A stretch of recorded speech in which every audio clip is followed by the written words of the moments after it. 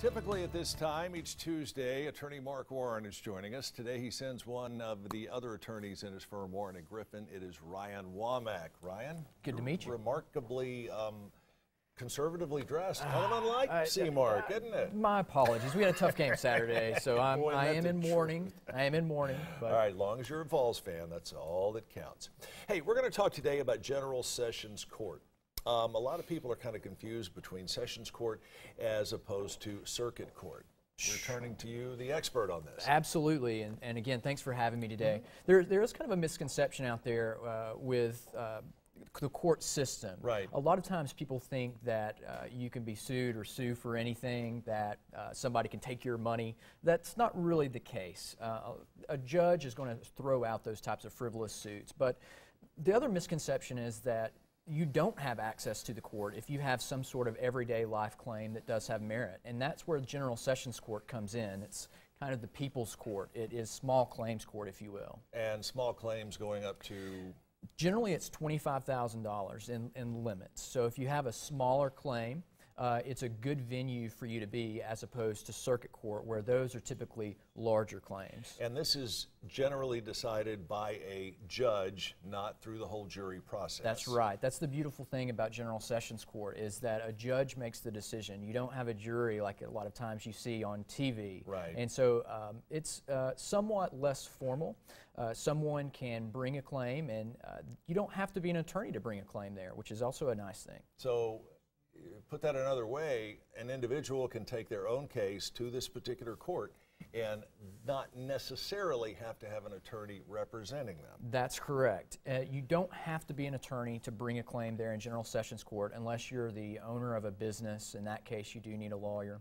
But you can present your own claim without the necessity of a lawyer. Sometimes people get a little bit leery of the court system in that they think it may be too expensive, or it may be too expensive to hire an attorney to try their case.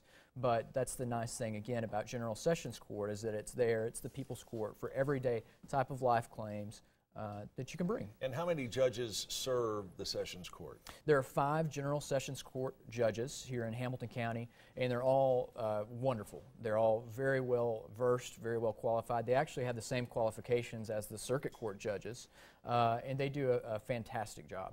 What if you're not happy with the outcome of a case that you present to Sessions Court? Can you appeal? You absolutely can, and that's another good thing about General Sessions Court, is that you have 10 days to appeal the decision.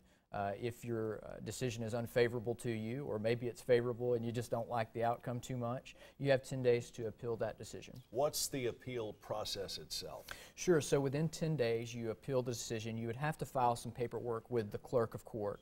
And the clerk of courts are amazing. They're kind of like the air traffic controllers, if you will, of the court. Oh yeah, they're tremendous jugglers, aren't they? They do a fantastic job.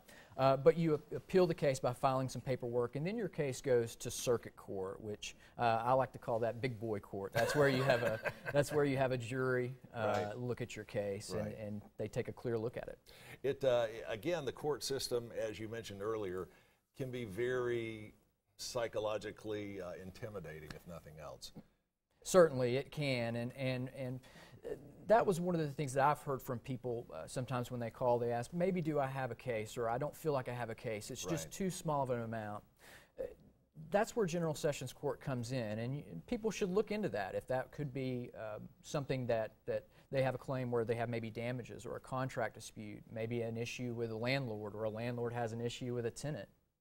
Those are all types of cases that General Sessions Court could be good for you. And remember, the court system is there for you. The court system is not there against you. Absolutely. So. And General Sessions Court has been around for, I think, about 65 years now in its current form. It's there for a reason. It's there for the people's court, to where you can rub elbows. The judges can rub elbows with the citizens and the people. As you said, a little more relaxed and informal. It is. You do have to follow some rules of evidence there, but it is more relaxed. All right. Ryan, thanks so much. Again, Ryan Womack with the firm Warren and Griffin. If you'd like more information, stop by the office at 736 Georgia Avenue, 736 Georgia Avenue. The phone number, 265-HURT, and the website, warrenandgriffin.com.